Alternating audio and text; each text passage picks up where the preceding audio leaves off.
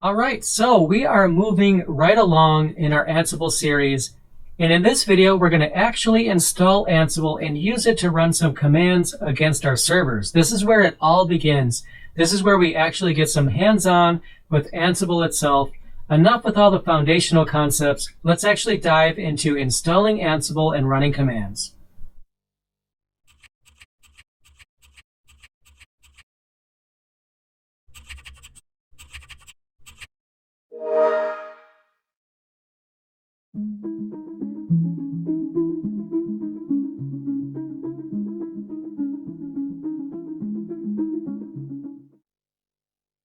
All right, so here we are on my laptop. I'm going to show you some Ansible commands. We're not actually going to be writing playbooks in this video. We'll get to that. But we do need to get Ansible installed, and we do need to understand how it interacts with our servers. Now, there are multiple ways of installing Ansible. You can actually install a repository from Ansible itself to get the latest and greatest. You can even use pip with Python to install it. But for now, we're going to go ahead and just use the version of Ansible that comes with the Ubuntu repositories. So to install Ansible, it's pretty easy. We do sudo apt update to make sure that our index is up to date. I'll put in my super secret password here. And that's done. We'll ignore the fact that I haven't done my updates yet. So now that the index is up to date, we can run sudo apt install Ansible, press enter. And it's going to install quite a few dependencies here, but that's okay. I'll just press enter to accept that. And it's not that big of a package, so it should install fairly quickly.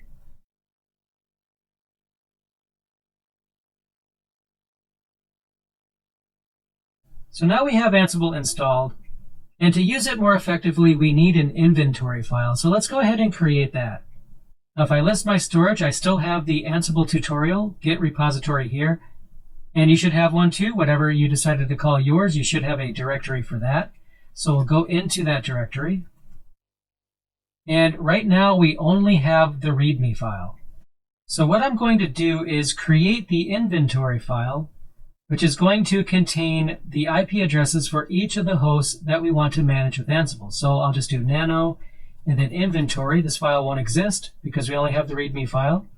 Now we have this empty file. So what can we do to actually create an inventory?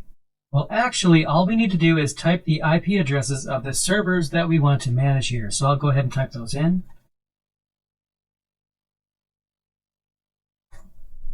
And those are mine. Now, if you have DNS names for your servers, so if you've registered a domain name, or you have a DNS server where it's able to recognize the host names, you can actually type the host names of the servers as well instead of the IP addresses. Now, DHCP IP addresses, as you probably know, they can change, so you want to be careful with this. But for the purposes of this introduction to Ansible, I think IP addresses are fine. Again, if you have fully qualified domain names or any kind of DNS names that is recognized on your network, you can go ahead and use those instead. But anyway, I'll do Control-O, then Enter to save the file, and then Control-X to exit out. So now we have that inventory file, as you can see right here. But if I do Git status, we can see that on tracked files, we have inventory. So this file, inventory right here, the one we just created, is not in version control. It's not understood by Git. This is a foreign object. That's essentially what that means. So what we want to do is go ahead and git, add, and then that file. We want to add that file to version control. I'll press enter. And now we'll see how git status changes. So it says changes to be committed. It shows inventory as a new file. So now this file is going to be added to version control, and it's going to be added to the next commit. As I mentioned in the previous video, a commit is basically like bundling all of your changes into a bucket to send up to the server. In our case, GitHub is the Git server we're using. And now that we've added it, we need to commit it. So we could do this, git commit -m, first version of the inventory file, added 3 hosts. And it really doesn't matter what your message says. We just need to summarize the changes that we've made here so far. I'll press enter. And then we can go ahead and push those changes up to GitHub. And that's the command that'll do that, git push origin master. And if I go back to the browser, we have the Ansible tutorial repository right here. I'll go ahead and refresh it. And now we have the inventory file that we just pushed up to GitHub. I click on that.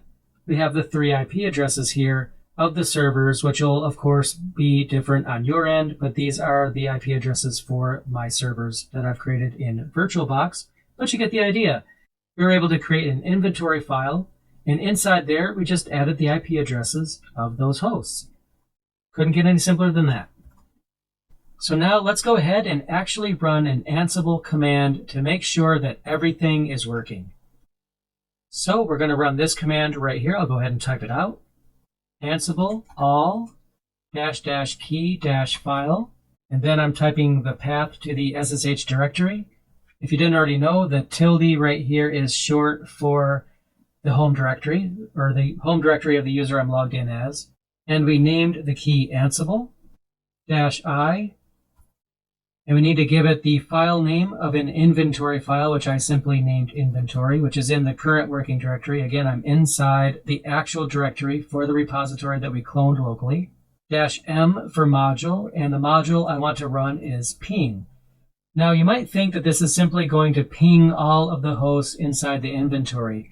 Not exactly. It's actually going to make a connection to each of the hosts inside the inventory. So it's a little bit more than just a ping.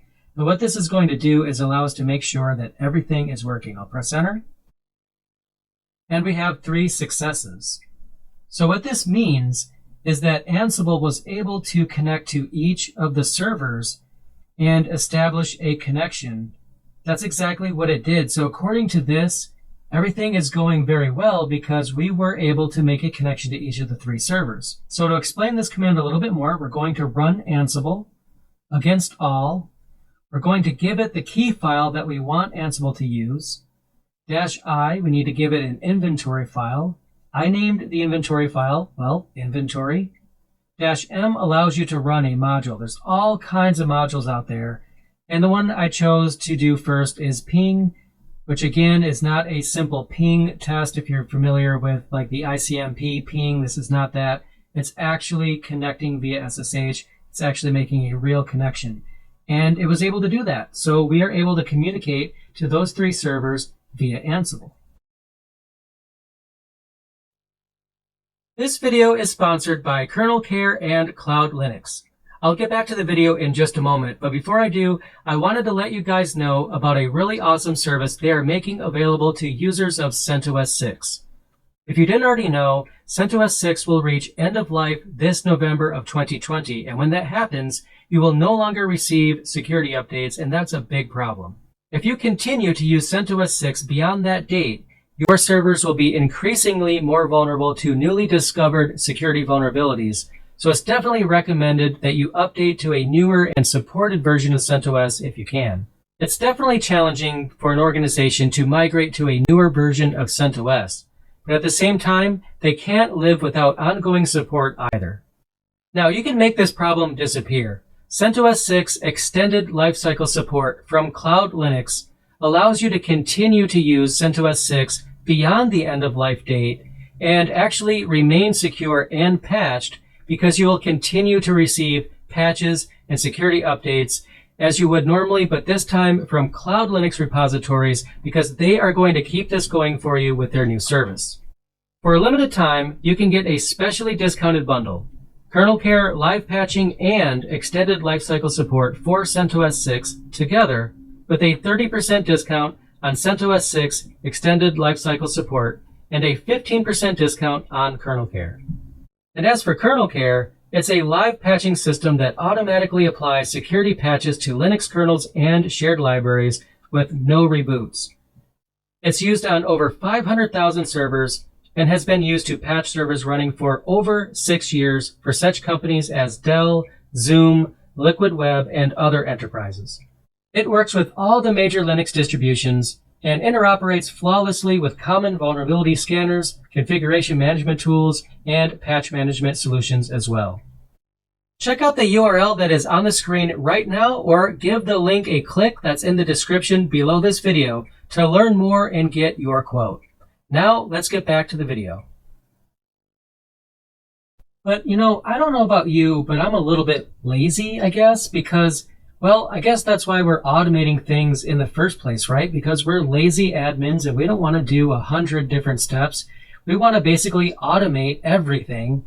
And actually, that's not being lazy, that's being effective, especially if you have 500 servers.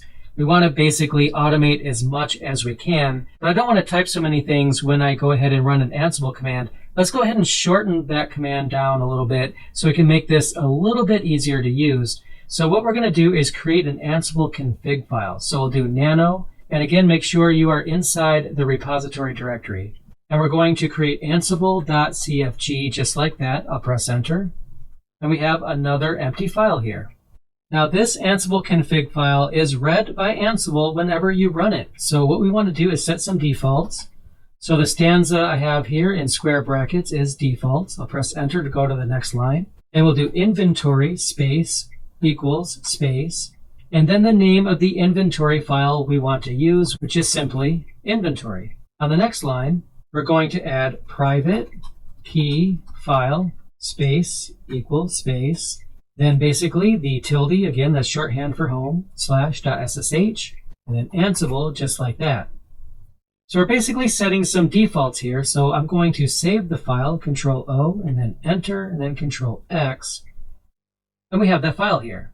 Now, if we look at the Etsy directory, we also have an Ansible directory inside there as well. And we also have an Ansible.cfg file. We're going to ignore that. We created one local, and that's going to override the one that's in Etsy. That's in our local working directory here, Ansible.cfg. Same name, but this one is going to take priority. Now let's see if we can shorten that previous command a bit. Again, it was this one right here. That's kind of on the long side. So let's see if we can actually shorten this down. I'm going to remove actually most of this. And I'm going to shorten it basically down to that, Ansible all-m ping. I'm not even telling it which key to use or which inventory file to use because we put that in the config file. So it actually should look in the config file to find the key and the inventory file path. And there we go. We did the same thing and we were able to shorten that down quite a bit. Again, down here at the bottom, we see the original command, and at the top, the new version, Ansible all-m ping. The reason that works is because we declared the path to the key file here, and also the file name of the inventory file as well. So we don't actually have to type those things out anymore because the Ansible config file contains those items, so we should be all set. So I'm going to go ahead and give you guys another command. So Ansible all, then --list-hosts, and then enter. And it's basically going to show you a list of your hosts. Now, it's not that useful, but it could be useful. Just something to keep in your toolbox here. It's going to give you a list of all your hosts, and it shows that I have 3. It shows the 3 IP addresses, so that could be useful. But perhaps more useful than that is this one.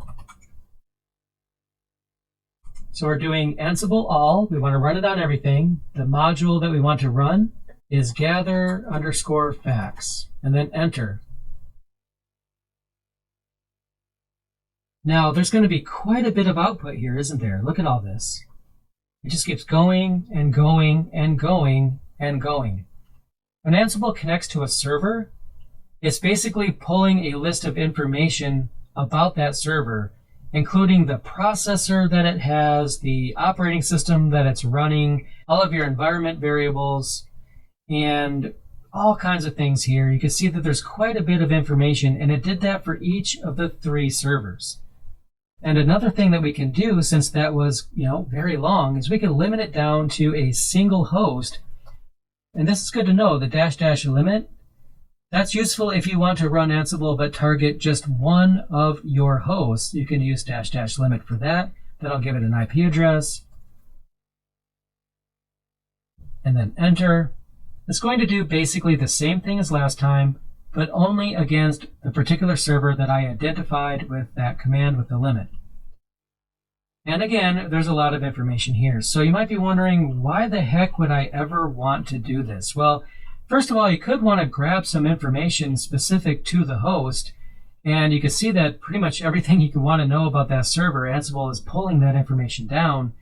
But you might also use it for troubleshooting as well, because if something is failing, like for example, if you are targeting a specific processor or a specific distribution, you can basically compare how you have variables set up in your playbook against how the variable is shown on the server. That's getting way ahead of ourselves, but I think that it is something that could be useful if you want to pull information about your servers. So go ahead and give it a try. So now you know how to run commands against your servers with Ansible, and we want to make sure that we are fully synchronized with GitHub here. So let's run git status and see what has changed since we started working, or since the last commit. And as you could probably guess, the ansible.cfg file, that's a new file. So I'm going to go ahead and add that in. Let's go ahead and run status, git status. There it is. It's going to add ansible.cfg to version control. Then we can run git commit -m first version of ansible.cfg, or whatever you want to say for your commit message. It doesn't really matter. I won't judge you. Enter, and git push origin master, just like that. So now everything should be synchronized with GitHub. Let's go ahead and check that. Here we are again with our repository. I'll click here to go back to the root of the repository. And sure enough, we have the Ansible config file, and it even has color syntax right here, which is pretty cool. So now you can get a feel for basically using Ansible with version control. And now you are even able to use Ansible to execute commands against your actual servers. So we're actually quite a bit productive already, and this is only the 4th video. So there you go. At this point, we are able to run ad hoc commands against our servers. We can run one command and have it executed on each. That is pretty cool. Now, to be fair, we are not automating anything yet, and we haven't used Ansible to actually make changes to our servers. We're going to go ahead and take a look at that in the next video. And then in the video after that, we're going to take a look at creating our own playbooks, which will actually be our beginning step into the world of automation, which is where the magic really happens. So I'm hoping you're loving Ansible so far, and I hope that you are loving this series as well. And if you do, please click that like button, because that lets YouTube know that you want to see more content just like this. And go ahead and check out the next video in this series, because that is already up on my channel. And if you haven't already done so, definitely subscribe to be the first to see alerts for new content as soon as it comes out on my channel. Thanks so much for checking this out, and I'll see you in the next video.